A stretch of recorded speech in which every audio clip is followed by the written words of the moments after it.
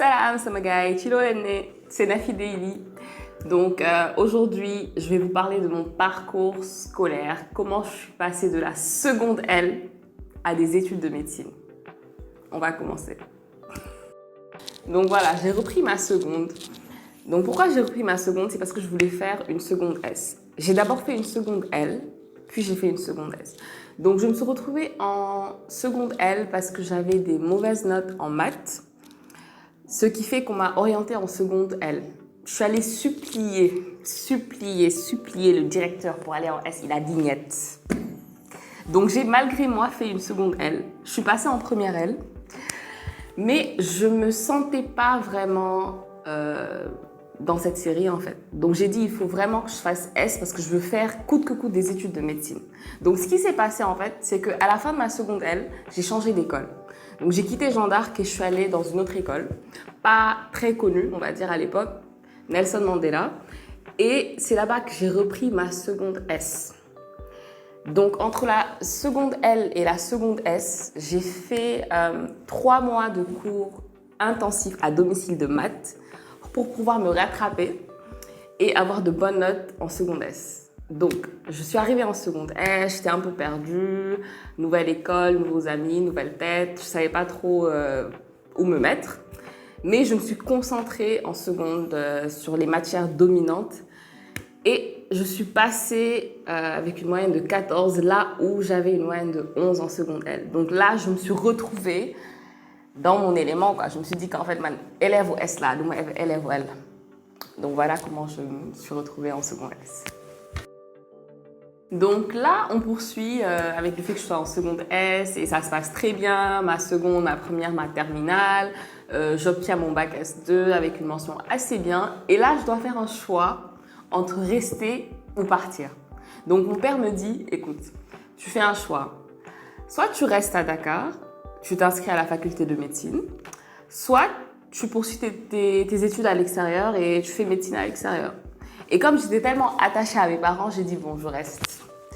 Je me suis dit bon, inscris-toi à l'UCAD et on verra pour le reste. S'ils te prennent, tu restes. S'ils te prennent pas, bah, tu feras tes études à l'extérieur. Donc je me suis inscrite, donc j'ai été acceptée par la faculté de médecine de l'UCAD. Et là, boum, la faculté me réoriente dans le privé. Donc c'était le tracas en fait, j'étais choquée, j'ai pleuré même de toutes mes larmes parce que je me disais, en fait, qu'est-ce qui se passe? Moi, j'avais prévu de faire mes études à la faculté de médecine de l'UCAD et là, on me réoriente. Pourquoi on me réoriente? J'ai pas trop compris. Mais après, bon, mon père m'a convaincue de dire c'est pas grave, peut-être c'est le destin, écoute, vas-y, on verra ce que ça va donner et puis voilà. So, je me suis retrouvée dans le privé comme ça. Alors, vous devez sûrement vous demander comment je suis passée de l'UCAD à une école privée.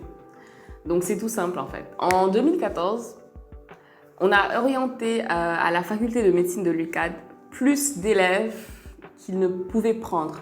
Donc, en général, ils prennent 700 élèves environ. Et là, on s'est retrouvé aux environs de 1000 et quelques. Donc, ce qu'ils ont fait, en fait, ils ont pris 300 élèves environ.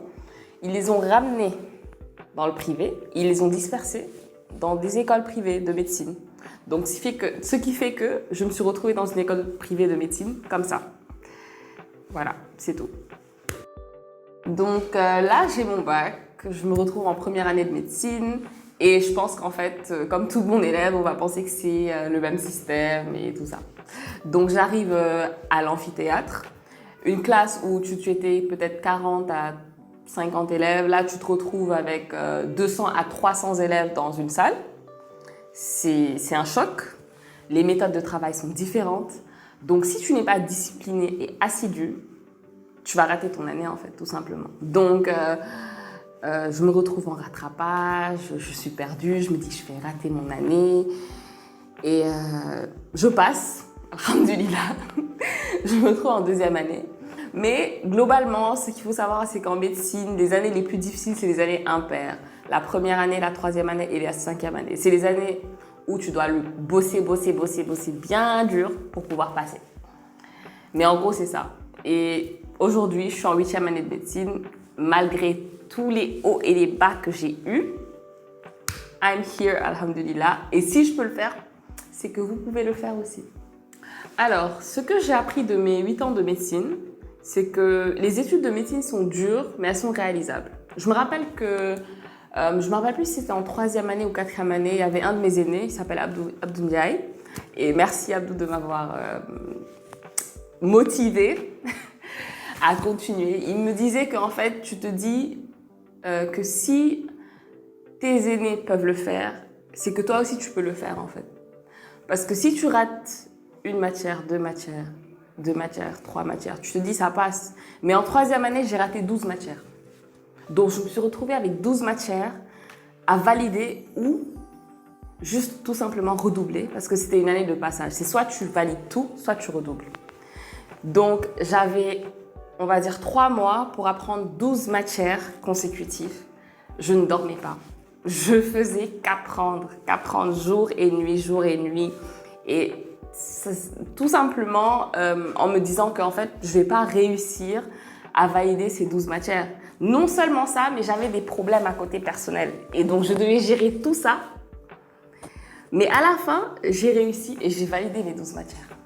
Donc, si je peux faire ça, dis-toi que toi aussi, tu peux le faire. Voilà.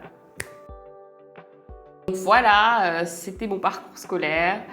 Si vous avez aimé cette vidéo, n'hésitez pas à la partager, à vous abonner à ma page et on se dit à la prochaine pour une nouvelle vidéo. Restez en bonne santé. Bye!